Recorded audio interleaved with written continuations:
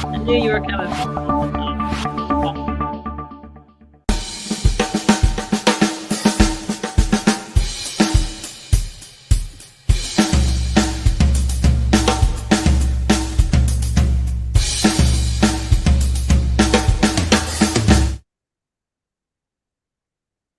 Good morning, Daily Huddlers. Today is Tuesday on the Daily Huddle. Morning. This is the day that we talk about everything communication and relationships, because we know that more effective communication builds better relationships, and better relationships builds better business, better communities, better family, and a better life. And today's juicy topic is the gift of gab truly a gift? And with that, I want to hear from my wonderful, dear friend and co-host, Kathryn Sabol. Yes, good morning, everybody. Yes, it's a great topic, lots to talk about. And when we first talked about this, it reminded me there a few years ago, I went on a girls' trip and I hadn't seen these ladies in a long time, and especially a couple of them. And when we got there, we're all chit-chatting away, and then I started talking to one of my friends who I hadn't seen in a while. And it was great, engaging, good conversation, hearing about everything. And as time went on, I kept listening, and she kept talking. And I started saying a little bit less and a little bit less, and noticed that she kept talking. And so I kind of peeled away and tried to go talk to some other people and, et cetera. But as the weekend went on, I would end up next to this person, and she kept doing the same thing, just kept talking, kept talking. It was almost like a running motor, like one topic from her trainer to, her husband to her kids. I mean, it was sort of all over the board. And I would nod and acknowledge, and it was almost like, and after a while, I know I was like, my brain was tired. I wasn't really fully engaged in the conversation. And after a while, I started wondering, what is going on? Is she nervous? Is this just how she is? She did have a lot going on, but I mean, does she have a lot going on that she doesn't have a lot of connection in her life? And therefore, even this kind of interaction feels like connection. And I wouldn't avoid her, but I would try and, I wanted to talk to other people too. So I would kind of, go to dinner and sit somewhere else, et cetera. And I noticed, like I said, that this conversation would continue to happen with other people. And it became a little bit of a topic of conversation, like, is she okay? What's going on? So that's what came to me when we first started talking about the gift of gab, because there's all kinds of gab talk. There's networking talk. There's deep, rich communication or conversation. There's, speaking where you're, up on stage and asking for interaction. And this particular type, it was very easy for her to talk. Is that the gift of gab? Well, Kathryn, I'm imagining you in that situation, and I think you and I would be alike in this. When someone starts to just turn on that constant talking, some people take it as a challenge, but I think you and I, it kind of shuts us down, and we just almost give up trying to be a part of the conversation, and then we become frustrated, and then we wonder this. We wonder if they are unaware of their surroundings. Are they reading the room? Mm-hmm. And so what do you think the answer to that is before we dig into this a little bit deeper? Well, I mean, I think there's so many questions around that before I could answer that, because for me, you're right. I want to be engaged in a conversation. I want connection. I love listening. I love getting curious. But if I'm literally just a sounding board, and the talk can keep going no matter what I say, no matter what, if I'm there or somebody else stands in for me, that kind of thing, that's not true connection for me. So I do get a little bit bored and shut down from that. So are they aware of their surroundings? I think it's aware of their impact.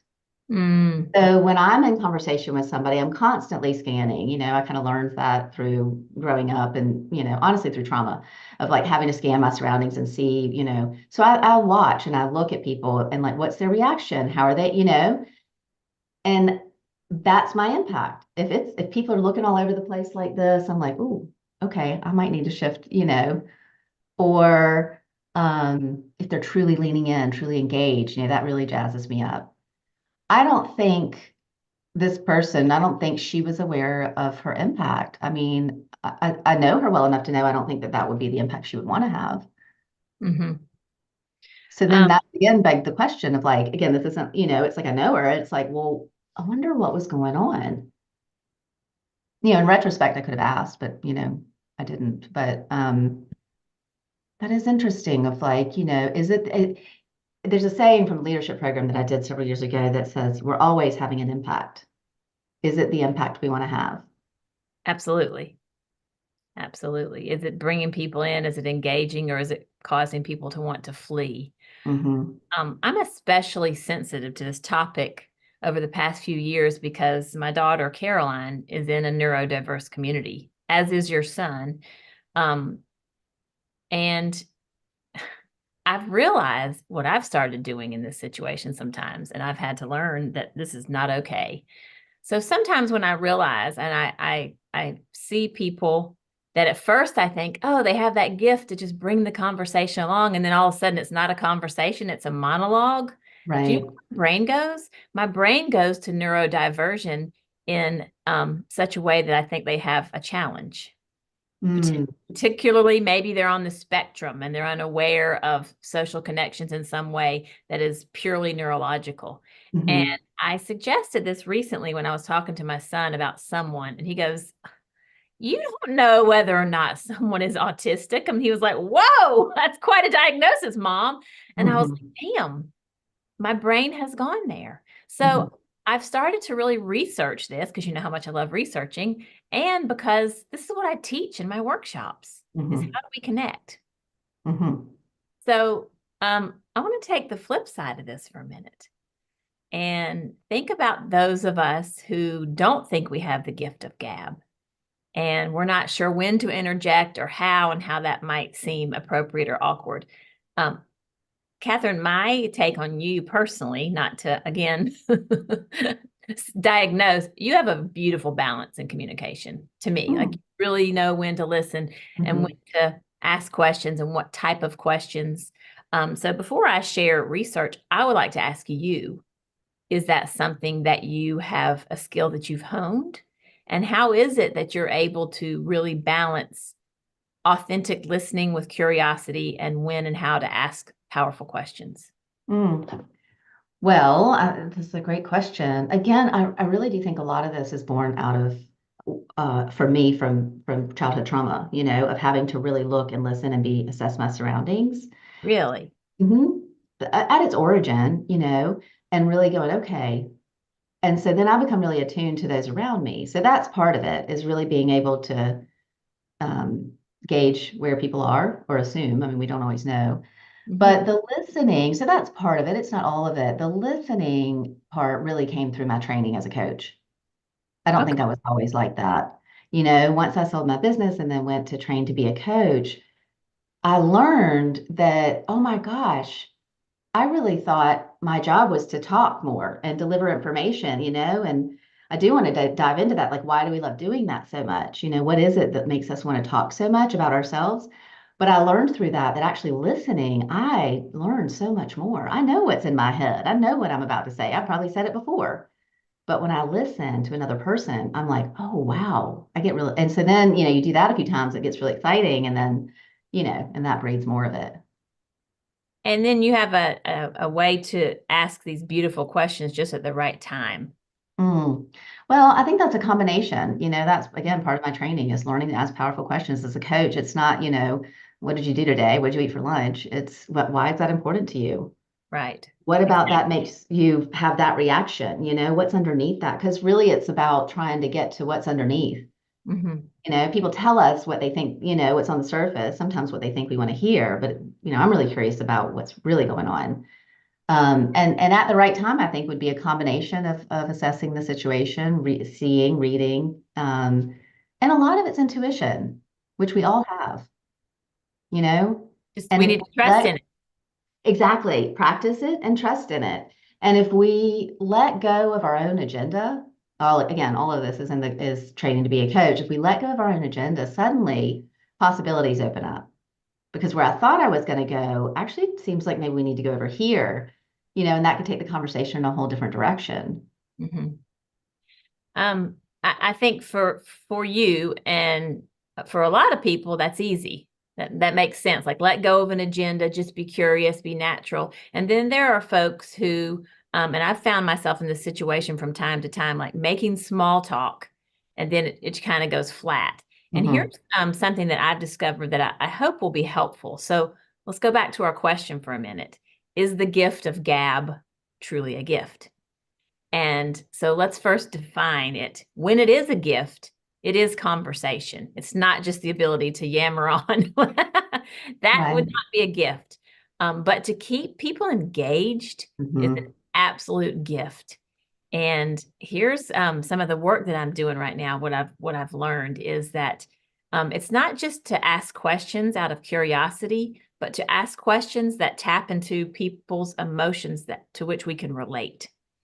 And I'll share one of my favorite examples of this. And I don't remember this gentleman's name, but there was a gentleman that worked for the FBI for years and years as a senior negotiator. And no one could ever quite figure out, why everyone, whenever there was somebody that they really needed to persuade or some kind of negotiation, he was the guy, he was the go-to guy. And so these young scientists brought him into an experiment once, and they said, we really want to understand and really replicate how you're able to connect with people. And so they asked him, how do you do it? And there's this big high-powered meeting, right? And all these people at the table, and they're all leaned in with their pads, and they're all ready with their caffeine and just ready to learn from this guy. And he was going to give him something prescriptive. And he sits back and he says, well, rather than explain it, I might demonstrate. And he looks at the chief such and such, and he said, tell me about your most treasured memory. And the guy like raised an eyebrow. It didn't seem appropriate, but he went on to say, okay, I'll play along. And he said it was my daughter's wedding. She looked the happiest I've ever seen her, the most beautiful. My mom passed away a few months after that, and it is without a doubt my most treasured memory to date. And what the guy did, and here's I think where the learning for us is, he didn't just go on with another question and another question. He said something to the fact of how he could relate, and he shared a personal story with similar emotions, something just a little bit vulnerable, not private, but vulnerable. Mm-hmm. And then the conversation exploded into the room, and it had gone on for almost 45 minutes when this lady raised her hand and she's like, this is all lovely, but what does this have to do with negotiating? And instead of being combative with the woman, he turned to her and he asked her a similar question. And she, without hesitation, shared something vulnerable because he had created that environment in the room. Everyone was engaged. Everyone was listening. Everyone was trusting in him from the beginning because of his credibility. But Kathryn, when he left that room, the trust that was built amongst that team remained. Mm. And so the lesson to me is to not just ask questions like, what do you do? Where do you live? But, oh, how did you get into that line of work? What do you love about it? That sounds frustrating. And then where I learned from this is that can begin to sound interrogative, like I'm just interrogating someone, Yep. Yes. unless I say, I thought about being a lawyer once, but the fear of passing the test or, something where you relate and then you Right. share your own relatable emotion. And to me, that's the gift of gab. Yes. Well, I love that you're defining it because I agree with you. It's that engaging piece. The piece where somebody comes into the room and they're interested. It's reminding me of my friend Joe who coaches sales consultants Mm-hmm. or salespeople rather. And he's always telling them like how to go in and ask questions and get curious about your customer. And he says they're young, they're fresh and they're like really wanting to do well. And they'll practice in these setups and they'll start out and they'll ask a couple questions and they'll be like, okay, so yeah, so how's your family and how's everything going? And you can tell they're biding their time until they get to the part where they can switch over to the sales conversation. And it Exactly. always makes me laugh because it's like, oh, I get it, right? It takes time to understand. No, you have to trust, similar to what you're describing with this negotiator. It's like you have to trust that this is going somewhere. Right. And So just right. Yeah. building that relationship and that designing that conversation actually does more for your sales or whatever, in that case, negotiating, than any pitch, than any prescribed process, anything. Mm-hmm. And we overlook that because it's not immediate. I love that you have brought up the sales setting because that is a tendency for so many salespeople that they just want to hurry up with the small talk because they know it's important to get to the meat of the conversation or the negotiation. And I used to train and teach salespeople the small talk is the talk, Right. but it is up to us as leaders and with intention to make the small talk matter. I remember going in early on in my sales career, going in and talking about Georgia football. I didn't want to talk about football. I didn't care about it. I didn't know about it, but I saw these men in my field bonding over it. And so the point was I had to find something to bond over, something that we could relate to. So I see that we have a comment or a question from Chase. Yeah. Chase, you there? There you are. Hello, Grand Hey. Rising. How are you? Grand How are you? Rising. Grand Rising. So I just wanted to refer back to this thing that I talked about a while ago called uh the Three Gates of Speech by Rumi. Have you heard of that before? Mhm. And I love it.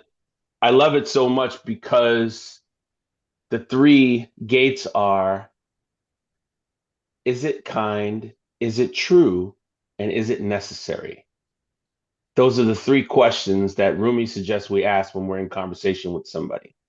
So I have really adopted those over time. I have like a couple seconds in my head where someone challenges me, and then and it pops up in my head. Is it kind? Is it true? Is it necessary? Do you have to say this, what you're about to say?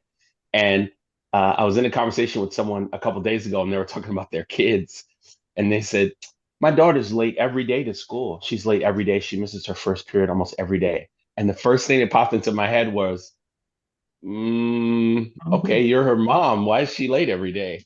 But I didn't say that. I let it go. I just relaxed for a second and took a deep breath because my mom would have never, ever stood for that as a kid. And she said something to me that was really interesting. She said, well, I think parents should take care of their kids, in grade school and middle school, but in high school, it's up to you. You do what you want. You take your own consequences, and you're old enough to know the difference. So I'm just going to let her suffer for the consequences that she's going to endure from missing that first period and not doing that good in school. She's going to have to go to summer school and night school and, whatever. Yeah. And I was like, wow, okay. Isn't that her mom? Like in my mind, all these thoughts, like, wouldn't you be on top of your kid? Wouldn't you be like, hey, get it together or whatever?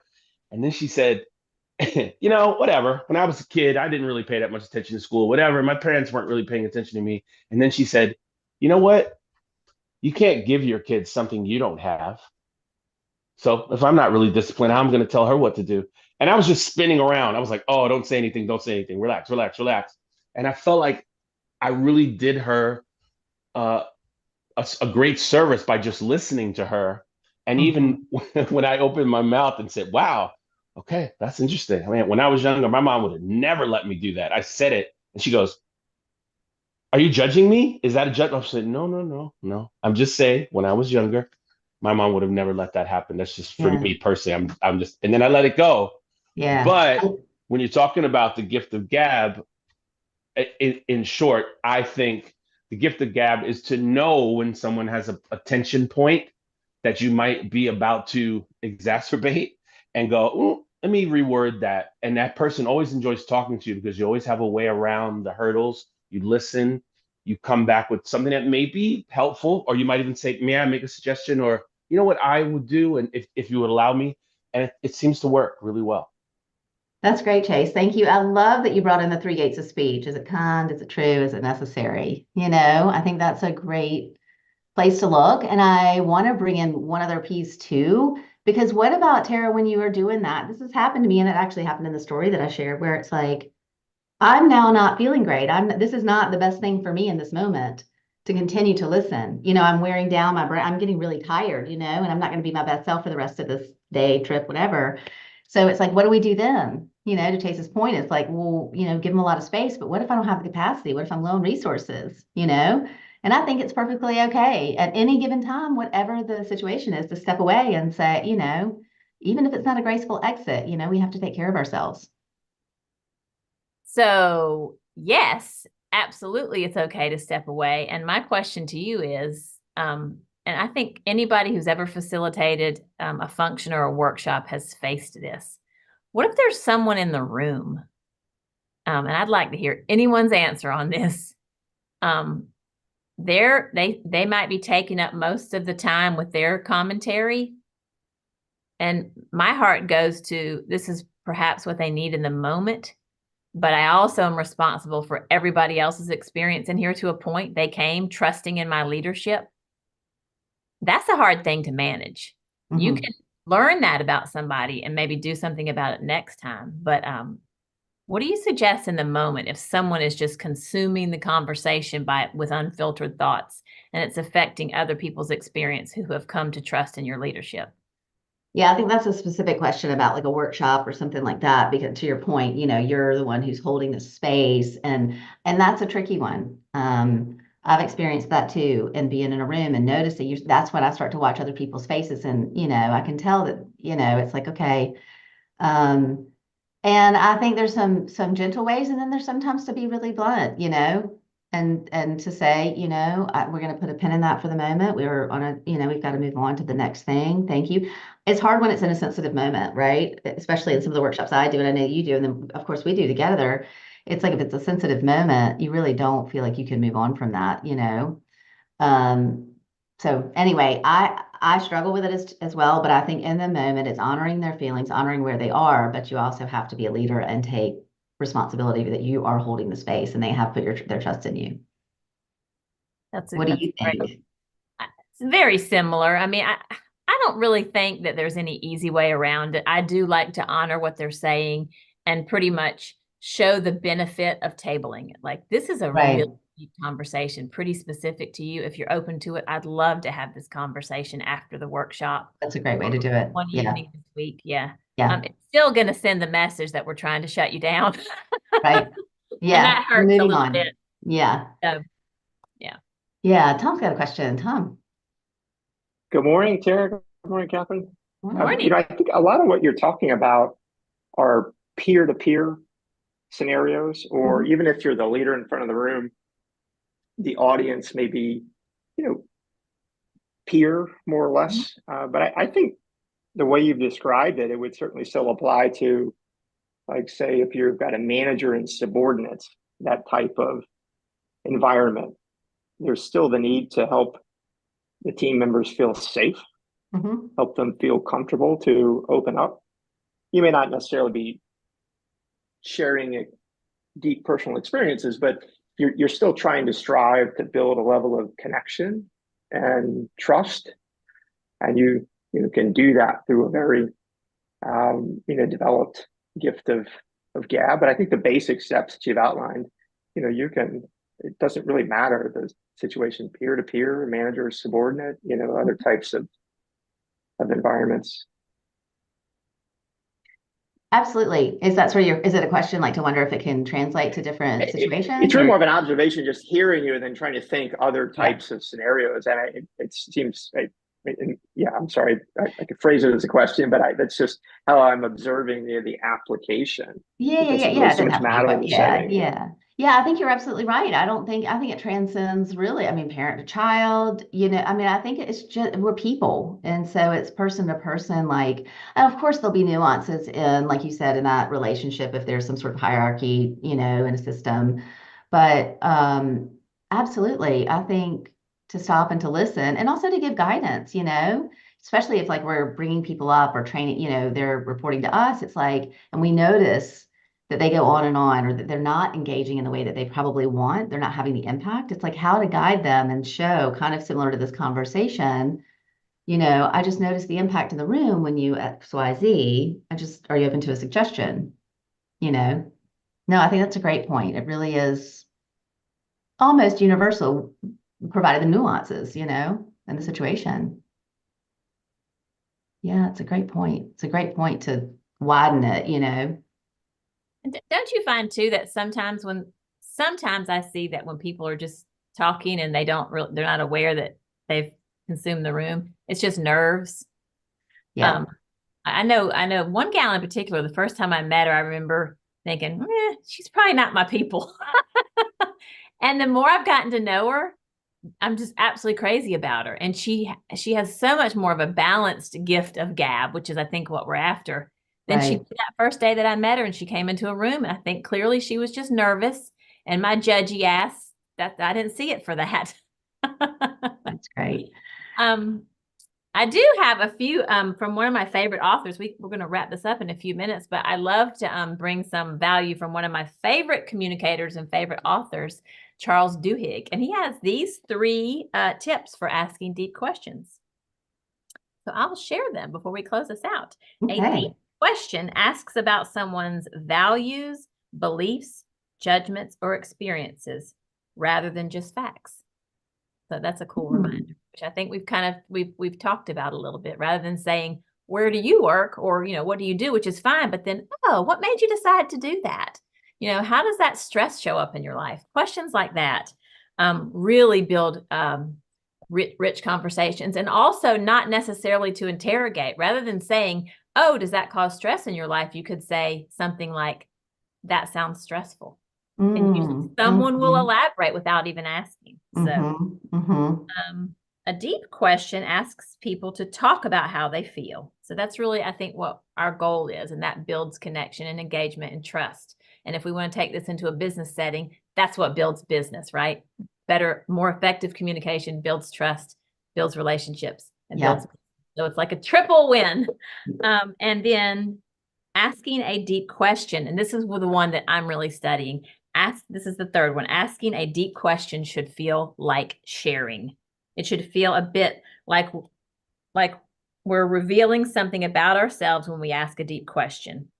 This feeling might give us pause, but studies show people are nearly always happy to have been asked and to have answered a deep question, but it needs to feel mutual and not like we're interrogating. Little tip from Charles Duhigg, the super communicator. I love it. I love it. Thank you for sharing that.